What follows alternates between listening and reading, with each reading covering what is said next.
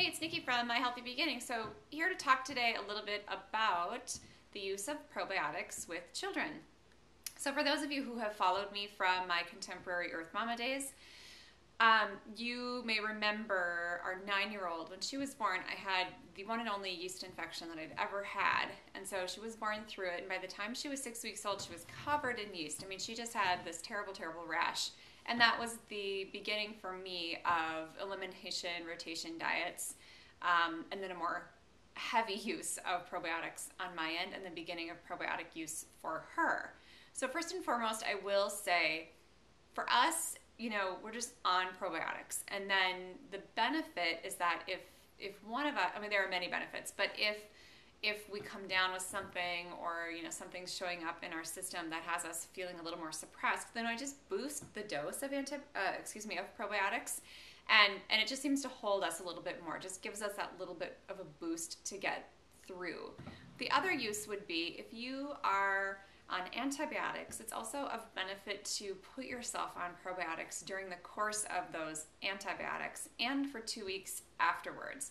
The antibiotics, do this job of not only wiping out the bad flora, but they also take all the good flora with them. And then it actually leaves us in a place of having taken care of the issue, like on the surface, but it's kind of wiped us out. So it leaves us almost more immunosuppressed.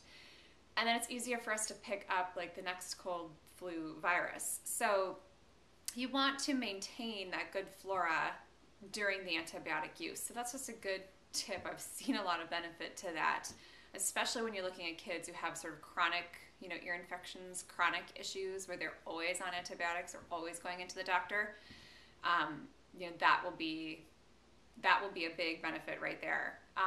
And then the third benefit to it is that they're really easy to use. They come in a powder form, they come in a capsule form, and they come in chewable. And it really just depends on the age of your, infant, toddler, child, or kid, and their ability to, swallow. So our 9-year-old can now swallow kind of these horse pill supplements, and so that's what she's doing. For a while, we did liquid for her and liquid for our youngest, but now our youngest can do a smaller chewable. And so what I mean by liquid is that we would use a powder and stir it into a liquid. We'd stir it into yogurt or applesauce or a smoothie or juice in the morning or milk, and it's tasteless. So you really can stir it into or sprinkle it on top of oatmeal or into hot cereal. Super, super easy to get it into your system.